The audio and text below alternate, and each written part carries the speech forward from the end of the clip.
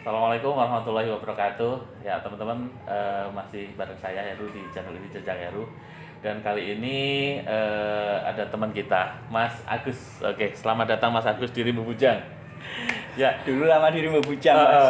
Oke, ya, ya jelas beliau udah lama juga di Jakarta dan kayaknya wajib ini untuk memberikan oleh-oleh buat kita yang ada di Rimba Bujang nih khususnya ya. Oke, jadi mungkin sedikit saya sampaikan dulu yang saya kenal aja sih yang saya tahu dulu waktu itu saya di radio Mas Agus ada di Bungo Pos Mas ya? Iya.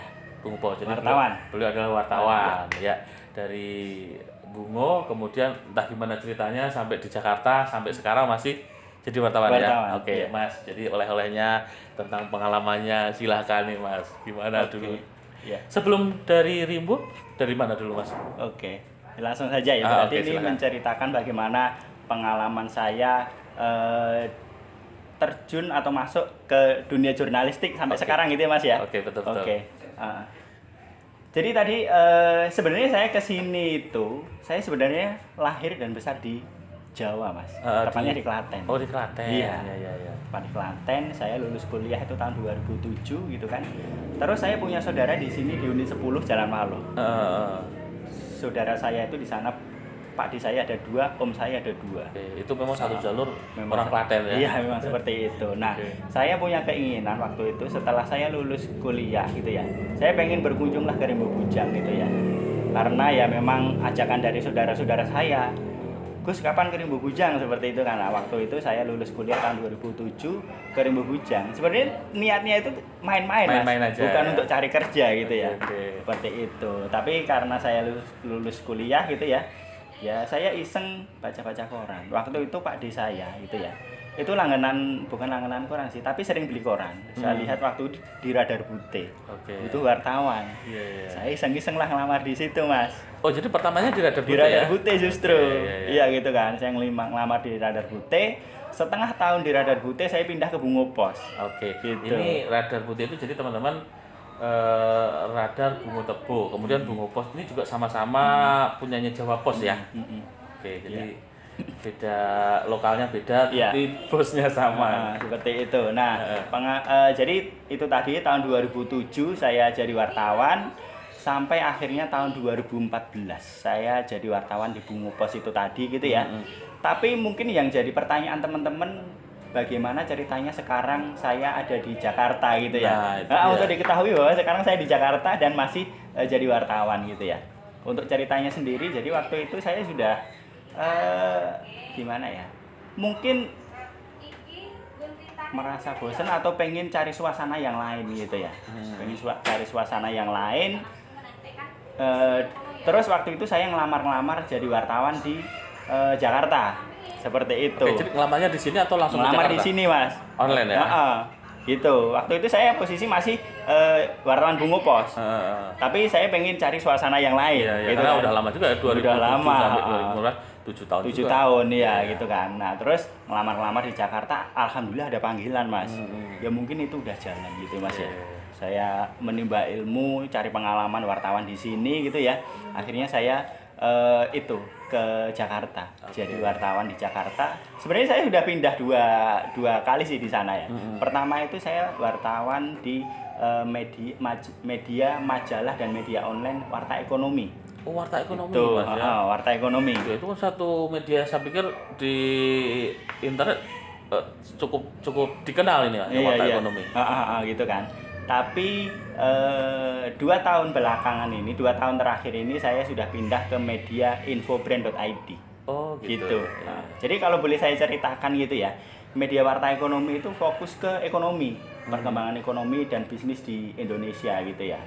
Itu di Jakarta ya, kalau saya boleh nyebut itu levelnya nasional gitu Mas. Betul, terus sekarang saya pindah ke infobrand ini, dia lebih spesifik lagi Mas. Khusus brand-brand aja gitu ya. Khusus brand-brand gitu ya. Bagaimana membranding atau menjadi sarana publikasi untuk brand yang memang fokusnya brand gitu loh. Kalau ekonomi lebih luas nih barangkali ya. Nanti ada ngomongin ekonomi makro seperti itu ya. Ekonomi makro itu mengenai perkembangan pertumbuhan ekonomi, terus ngomongin naik turunnya mata uang seperti itu namanya ekonomi makro. Terlalu luas nanti. Iya, terlalu luas. Nah, ini saya lebih kalau info brand ini lebih ke brand. Bagaimana membranding sebuah brand agar dikenal oleh masyarakat. Seperti itu sih. Oke. Gitu. Tapi saya penasaran apa ya dunia media cetak sekarang ini kemudian kaitannya sama online itu gimana sih Mas? Apakah di Jakarta sana juga masih banyak yang maksudnya yang dicetak gitu atau online saja? Oke. Dulu waktu saya masuk Warta Ekonomi itu, saya adalah wartawan majalah, Mas. Wartawan majalah itu ya. Jadi Warta Ekonomi ada majalahnya, tapi dia juga ada online-nya gitu ya. Saya adalah tim majalah gitu kan. Tapi tadi kenapa saya pindah ke Info Brand itu karena majalahnya udah tutup. Iya. Cetaknya udah. Jadi kalau majalah sekarang memang udah enggak ya? Gitu, seperti itu. Sebenarnya Warta Ekonomi sendiri ada online-nya. Tapi saya adalah bagian tim dari majalah itu tadi kan. Terus saya pindah ke itu tadi. Memang kalau tadi pertanyaan Mas Heru adalah bagaimana perkembangan media cetak dan online gitu ya. Memang udah ini sih Mas, udah tergulung gitu ya. Tapi masih ada beberapa media yang eksis gitu ya. Itu diantaranya adalah Kompas gitu, koran Kompas gitu ya. Terus koran Rakyat Merdeka seperti itu. Tapi memang paling banyak itu online. Ada beberapa media yang ini lahir gitu kan. Memang online. Seperti itu ada. Terus media-media cetak ini tadi dia juga harus mendirikan online. Jadi ada cetak, ada online. Terus kalau yang terjadi di Warta Ekonomi itu tadi, ketika ini online-nya udah bagus gitu kan, majalahnya ditutup. Seperti itu. Terus kalau Info Brand sendiri sebenarnya dia juga online tapi memang fokusnya dia lebih ke riset gitu ya. Lebih ke riset untuk memberikan penghargaan ke brand-brand yang ada di Indonesia. Seperti itu. Memang segmennya sendiri-sendiri sih Mas, seperti itu ya. Terus kalau saya lihat ini di postingannya sampai di Eropa, ini gimana ceritanya? Iya. Pengalaman menarik atau menyenangkan jadi wartawan nasional gitu ya. Karena di Jakarta itu wartawan itu menjadi bagian dari itu tadi loh Mas, menjadi bagian dari sudah dianggap sebagai ya ini adalah kita butuh wartawan nih, seperti itu loh. Kita butuh wartawan untuk mempublikasikan berbagai kegiatan seperti itu. Nah, ceritanya waktu itu saya sampai ke itu ya, ke Eropa, itu tepatnya Rusia Mas, Rusia Moskow. Wah, untung nggak sekarang nih. Kalau sekarang bahaya. Jadi waktu itu ceritanya saya itu mengikuti pelatihan mengenai perkembangan sawit di Indonesia. Setelah mengikuti pelatihan tentunya kan suruh bikin tulisan. Nah, tulisannya itu tadi ternyata dilihat gitu ya. Dilihat 3 tulisan terbaik. Artinya yang memahami isu sawit sama apa yang sudah disampaikan oleh itu tadi ya, organisasi yang mengamati atau ya organisasi yang mengamati mengenai perkembangan sawit itu tadi. Wartawan ini berarti menguasai ini mengenai sawit. Nah, terus kemudian saya waktu itu dikirimkan ke Rusia untuk meliput mengenai bagaimana kampanye sawit di Rusia. Seperti itu. Jadi tentang sawit rupanya. Iya, tentang Rusia sawit. Ya, bukan di Kebetulan Eropa, saya sendiri di Rimbu Bujang kan paham mengenai sawit, Mas. Betul, ya. Seperti itu. Jadi waktu itu saya membuat tulisan bagaimana sih sawit ini bisa menghidupi masyarakat. Seperti itu. Akhirnya tulisan saya jadi salah satu tulisan terbaik, terus saya dikirim ke Rusia itu tadi. Gitu, Mas. Biasa. Sebenarnya satu lagi gini, Mas. Tadi yang saya sebut bahwa kalau di Jakarta itu wartawan itu udah jadi dibutuhkan gitu, oleh masyarakat, dibutuhkan oleh perusahaan, gitu. Pemerintah seperti itu.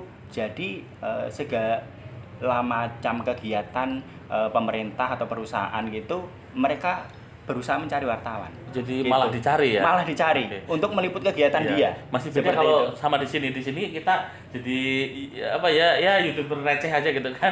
Mohon ini. Dan banyak yang menolak gitu karena malu untuk dipublikasikan. Padahal kadang-kadang kita tuh mau bantu biar katakanlah produk dia dikenal dan sebagainya. Tapi kadang ya itu mungkin salah paham gitu. Justru takut, kadang khawatir. Kalau di kota besar beda ya. Seperti itu. Nah, jadi itu tadi Sebenarnya saya dikirim ke liputan ke luar negeri gitu, itu bukan, tapi itu cuma sekali sih. Itu cuma sekali saya dikirim ke luar negeri itu ya. Tapi kalau yang lainnya dikirim ke luar daerah itu udah sering. Ke Sulawesi, ke Kalimantan, ke Batam, seperti itu. Ya? Untuk meliput, Mas. Terus kalau yang di Jawa udah sering banget, banyak banget ke Bromo seperti itu. Wah. Seperti itu. Wah, ini yang asik ini.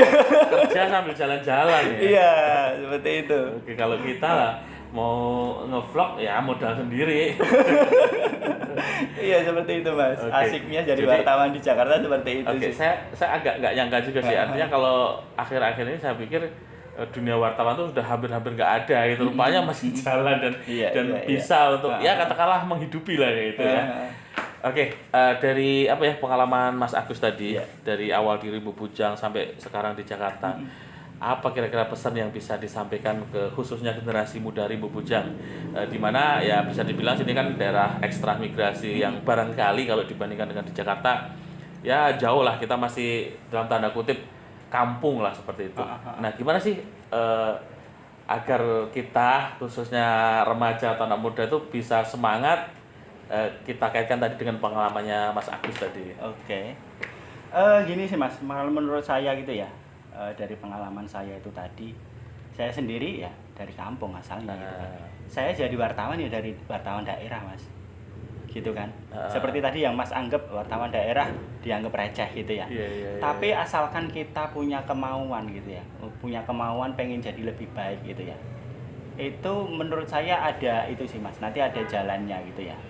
Nah terus sama apapun pekerjaan kita, kalau di daerah kita nggak dianggap gitu ya, menurut saya apapun pekerjaannya itu kita lakukan aja sih Mas, kita tekuni. Dengan seperti itu nanti kita jadi ahli Mas, ahli di bidangnya. Bener, ahli di bidangnya. Seperti tadi Mas Heru awalnya di radio gitu ya, barangkali sekarang apa itu bisa jadi YouTuber gitu ya, merintis jadi YouTuber gitu. Saya ngelihat Mas Heru lancar dalam melakukan wawancara segala macam seperti itu gitu ya. Nah itu karena faktor ahli itu tadi Mas, gitu. Kalau saya sendiri punya pengalaman di sini meskipun dari daerah gitu kan, karena ya kalau sekarang saya udah dulu di Rimbu Bujang jadi wartawan 7 tahun, terus di Jakarta sudah hampir 7 tahun juga, berarti udah belasan tahun gitu ya. Menjadi ahli itu tadi Mas. Jadi ahli sehingga ya meskipun kita dari daerah, kita jadi bisa punya kualitas seperti itu tadi karena ahli itu tadi Mas. Jadi ya sudah pokoknya pede aja, tekuni ya. Iya betul, tekuni aja Mas. Gitu. Ya Mas Agus, terima kasih ini oleh-oleh pengalamannya, mudah-mudahan khususnya buat saya juga teman-teman anak muda Rimbu Bujang yang barangkali sekarang masih SMA, yang masih mungkin perlu perjuangan keras untuk sampai titik yang diinginkan, ya mudah-mudahan ini bisa menginspirasi. Oke, sekali lagi Mas Agus, terima kasih. Terima kasih Mas Heru. Dan nanti ya mudah-mudahan nanti balik lagi ke Jakarta ya. Ya mudah-mudahan selamat sampai di sana. Amin. Sama keluarga dan pokoknya ya tambah lancar aja deh. Ya teman-teman, itu saja, mudah-mudahan bermanfaat. Sampai jumpa di lain kesempatan. Assalamualaikum warahmatullahi wabarakatuh. Waalaikumsalam warahmatullahi wabarakatuh.